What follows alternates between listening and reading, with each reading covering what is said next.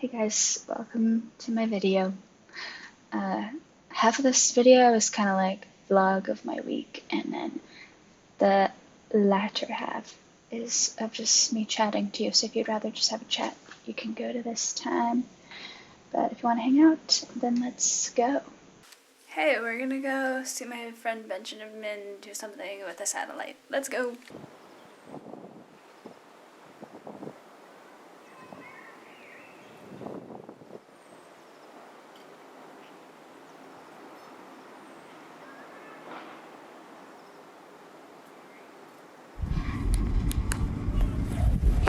Because this antenna is a directional antenna, which means it needs to be pointed in the direction that the satellite is coming from. I'll show you. I'll show you in a second how that works. Because as the satellite passes above us, I'll need to follow it across the sky to its setting point over there. And if, say, you're pointing the antenna this way, the signal will drop. You'll just hear noise, which is what we hear now.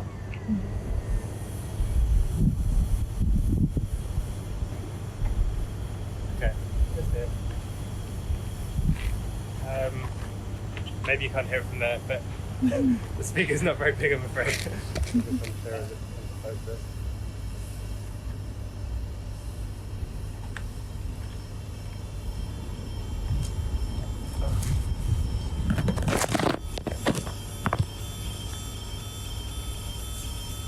So it means it's just risen above this house where the antenna is pointing.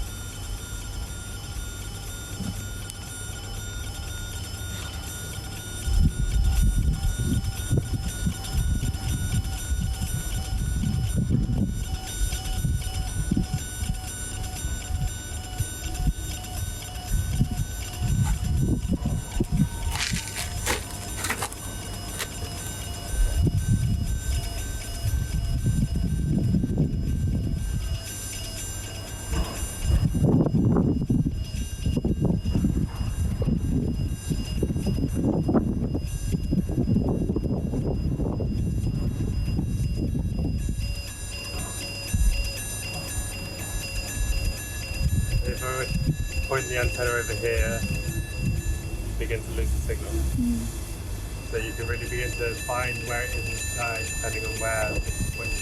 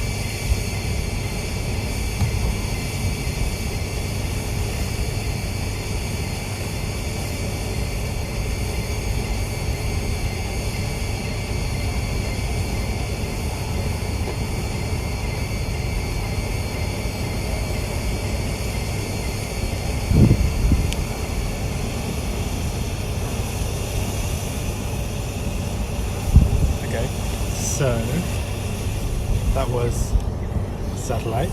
That kind of is the listening part. Now we'll move downstairs and do this mapping exercises, but if you have any questions about what just happened, then I'm also happy to answer anything you have, give me questions. But otherwise, we can also meet downstairs and Have you ever picked up other radio signals with it? yeah, so quite often this bandwidth frequency is also used by, I think it's air traffic control, because occasionally when I'm listening, I hear people talking, and it's quite indistinguishable. You can't really tell what they're saying, but you pick up other other radio signals coming over, and I think it's from the Rotterdam airport, the Hague airport. You can really clearly see the land and the sea. You can also see like large cloud constellations, but you can also see snow. You can also just about make out the Alps over here. And yeah, then the Netherlands, you can just about see where the three rivers that come in that make up Rotterdam and Zeeland here. England, France, Spain, bit of Italy. Italy's cloudy. England's also cloudy. So this is the side with the visible light. This is invisible light. So this is I'm not quite sure which spectrum this is, but it'll be made of light that we cannot sense. And then this part here is where I dropped my hand. Do you want one of these wafers? I have one similar to this. Yes. Really? I can take a holder tomorrow. Okay. Voila. Put it in the light. Get it in the light. Whoa. Shiny. Shiny. Good. What it makes light? What does it do? It transforms light into electricity. Oh. Crazy. Like solar light or any light? Ideally, any light. Whoa. But with an energy higher than the band gap. So the band gap of silicon is 1.2 electron volt, which is around 1 micron of wavelength. Yes.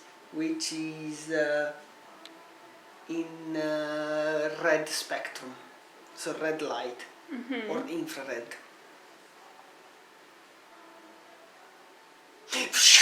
Wow! Slee. Maar je moet met je laan mee. Ja, maar ik was vorige week met een collega.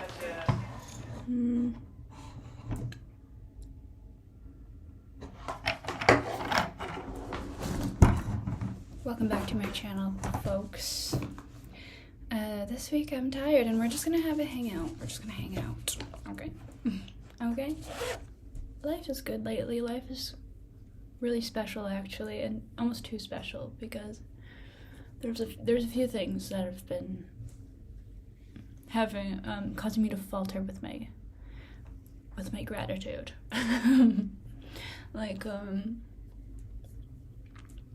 So I applied for 3 master's programs in the Netherlands, and they were all like arts programs. But I didn't get into any of them, and that's fine with me. You know, it would be cool to do a master's. If they accepted me, I'd have something to think about for sure. But that international tuition fee is nothing to joke about, and also I would be doing an arts master's, and I mean, I think for me it would be lucrative, but I just know, I don't know, you're never certain, but I just don't know if I would get a good return on investment. You never know, but anyway, so that's not happening. And you know, the cherry on top of it was obviously that I could stick around here and have a student permit, but that's not gonna happen. So I'm gonna have to go back to Canada. Yes. And one thing that it's been really motivating for me is that now I just really want to get my freelance career going, because as a freelancer you can pretty much get a permit anywhere.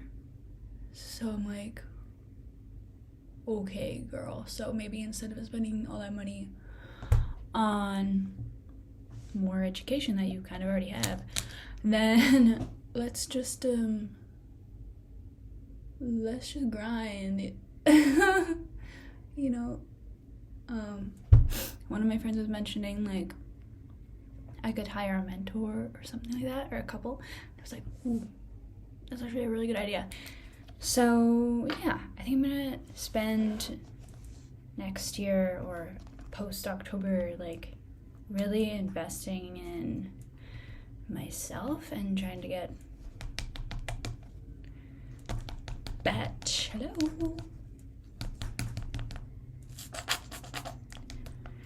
trying to get freelance going as a thing for me. And I'm really excited for that. I'll have to move back in with my parents for a bit. But, you know, I'm kind of wondering, like, would I maybe be able to find a sublet somewhere? Maybe a sublet in Toronto or one in Montreal. I think it'd be a good time for me to, like, be subletting around and, like, seeing, okay, maybe I should move out. But I also, you know, when I get back to Canada, I want to find a few gigs. You know, it'd be nice as a freelancer to find a few repetitive gigs, you know, like lasting things. And you know, I enjoy doing YouTube, but obviously it'd be really cool if it could get to a point that it could also be a part of my freelance practice.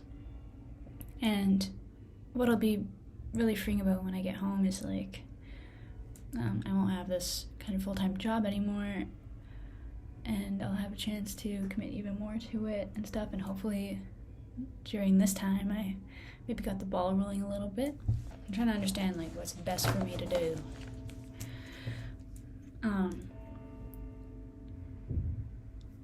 And I know that I love doing interviews, and I know that I love having fun, and I think the only thing that's really holding me back is myself. And it's funny, like I went to film school, and like a running joke in film school is like, oh, like all these people applied and like mentioned YouTube in their, oh my god, is this bell? I mean, I love the bell, but like I'm trying to talk. But yeah, people would apply to film school and mention YouTube in their motivation statement. And it's kind of funny because it's just like, this is film production, not video production. Kind of pretentious, but also legit. It's like, I mean, girl, if you just want to make YouTube videos, and just go and make YouTube videos, like, get Skillshare, you're good. You know. And I still do make films, and I'm coordinating a film festival right now with my friend, and I'm doing a screenwriting workshop today. You know, it's not like I'm fully throwing that to the side. But what I did discover after school was that the film industry is very demanding, and it's very there's not enough policies in place. Seems like there's never enough policies in place. Just the long as hell hours, and just the like, because you are a freelancer, like the pressure to kind of suck up to the man and like just do everything you're told, because like the producer who hired you is like gonna determine if you get a job or even if you get paid. Like I don't know, I don't want to get into specifics, but it's just, it can be a shadier business sometimes because it's so independent when you first start out. And it's hard to get anywhere. But people do it, you know, but they really have to commit. And I'm like, I don't know, like, I love making films, but the hours, it's like just unreasonable. Like 16-hour days, like 12 on, 12 off is cool. And I mean, at least it's like, usually, you know, it's a short-term project and you get paid pretty well, and then you can like have the rest of the month off, and it's cool when you can figure that out. You know, it's just complicated, but it's something I'm still open to figuring out. Because I really love being on set. Like, there is an energy on set, like this creative energy, and everyone's making this thing together, and everyone's excited on set, hopefully. And I even just like being on set as a production assistant, because like, you don't have any of the huge responsibilities of like the cinematographer, but you still get to be on set and see everything happening, and just everybody loves a production assistant because they're just getting you coffee and shit, and they're the best, you know? So being a production assistant is always cool, but I mean, it'd be cool to move up a little bit. I think next year, right now I feel like I underestimate my abilities, and I think I'm underselling myself to people sometimes, and I try to be a bit exaggerated when I'm pitching myself to people now, because like, I'm very capable of a lot of things, and I know that I could do a hard job really well, but it's just so hard to get your foot in the door, those kinds of opportunities. But like, I've done it before, you know, you just keep wiggling your foot in until you're entirely in, and it takes a while, but you'll get there, you know. And I just I'm just still wiggling in there. Okay, we're going lampless for a minute. Hope you don't mind. And then people always ask, so what do you do? Which is, you know, naturally, that's a cool question. I ask it too, to people that I've just met and everything. But I just don't know how to answer that question. And I kind of thought that by now I would know how to answer that question. How's that? Bad? Cool, great. I kind of thought that by now I'd be able to narrow it down a little bit, but I really haven't. I really don't know how to narrow it down, and I don't think that I will, because I think being well-rounded is an asset of mine. I've kind of been okay hair. I've kind of been identifying more with like storyteller, and then whether my tools are a camera or a computer or a pencil and piece of paper to write. You know, whether the medium is writing or video or whatever. I can tell a story, and that's my skill. And I think strategy is a big part of that too. I don't know, like, I still don't mind doing social media gigs either. Like, it's kind of fun. It's low key. But I don't know, I kind of want to like, I just want to go out of my way and ask for the jobs that I want, and I just need to like flesh out what that is and figure out how to draft the emails, and just keep reaching out, because nothing happens if you don't reach out. So you just need to keep emailing people and hope that someone believes in you, because you just need someone who has the resources and who is willing to take a chance on you because they believe in you. And then you're set for something, you know? And so you just have to keep working on yourself until somebody has the money to give you, and the patience and the trust. Yeah, most importantly, the trust. And it's hard to get there. But I will get there. And I never feel like I have enough skills. But as much as you can learn and go to school, I think so much of the way that we learn skills is like through just working. And so, as much as I understand employers want to hire someone with a lot of experience, it's like, does the job that you're hiring for really require that much experience? Like, I think people should consider that. And I think there's definitely, personality hires are a whole thing. So, okay. This is as good as we're gonna get. I definitely believe that you are your biggest asset. And so I think, especially as a freelancer, or if you want to build your own career your own way, just like really knowing who you are is so important. And I think I do really know who I am. But it's just not anything that's pinned down and specific. I think I'm very I think if I didn't know myself, I would just choose a title and be done with it. But it's just not possible for me. So, but yeah, like I know that I've always loved hosting clubs or like being a leader in situations. Love that. Like I even love directing, or like I host a couple clubs and I'm doing the workshop today. It's like fun to lead in that way, but not lead in like a selfish way, like look at me, but in like a community way where you hopefully like get other people talking to each other and spark things bigger than yourself. So I'm kind of hoping to start something. I'm hoping that I can kind of start the studio like the one that I'm visiting a lot here. You know, my friends have a studio together.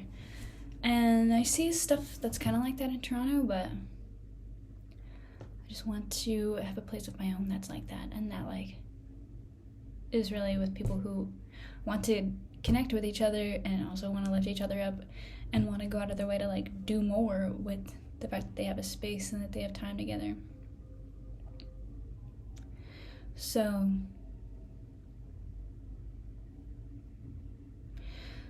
I'm really looking forward to that.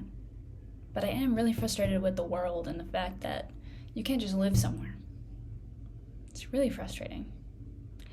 And you know, I could maybe be like a highly skilled migrant. I don't know if I'm a highly skilled migrant. Probably not yet. Maybe later in my career. Personally, I'm like, hell yeah, I'm a highly skilled migrant. I probably could be, I probably am capable. But in the eyes of the people looking at me and looking at my resume, I don't know if they would call me that.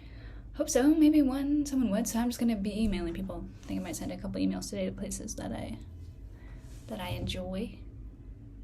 But yeah, just I'm kind of at a point now where it's like, okay, so we're not doing a master's and we have a few months left here. Let's keep shooting our shot. Because it's not over yet. And I would be so happy to go home, but I don't know, I had a night out with friends yesterday and I was just like, the friends I've made here just make me feel so warm and so accepted. And they really like took me in. And it means a lot to me, you know? And I don't think that has to be an energy that I lose if/when I go back to Toronto. You know, I've learned a lot about being a friend and making friends while being here. And I really want to take that home with me and, like, show my friends more love and give them more of my time and, like just show my appreciation even more to my friends back home. Or, you know, whoever I'm around. It's harder when it's virtual. It's hard to maintain virtual relationships and stuff, and especially because it's like a 6-hour time difference over here. It's a little hard. But I think we just trust that the love is still there in our friendship while we're away from each other. And it's nice to have friends abroad. It's like, oh, I could go visit my friend there or there. And I think that's always really special. I love having international friends. And I mean, when I leave, it's not like it's the end of my life. It's not like, oh, I'll never be back, ever. It's like, I'll be back. Oh no, I'll certainly be back. And I could even sublet something for like a month or 2 out here at some point, especially if I'm freelancing. That's what I really want, you know. I'm excited. I'm very happy. I'm a very happy person. And there's so much love in my life, and I'm so excited I'm so excited for my workshop tonight. I think it'll go well. I'm gonna be guiding a few meditations in it, which I'm kind of nervous about, but I think I'll manage. So, wish me luck. I'll see you next week. Thanks for joining me. Subscribe and like. I'd really appreciate it. Leave me a comment if you have anything to say. Yeah, I'll see you. Bye.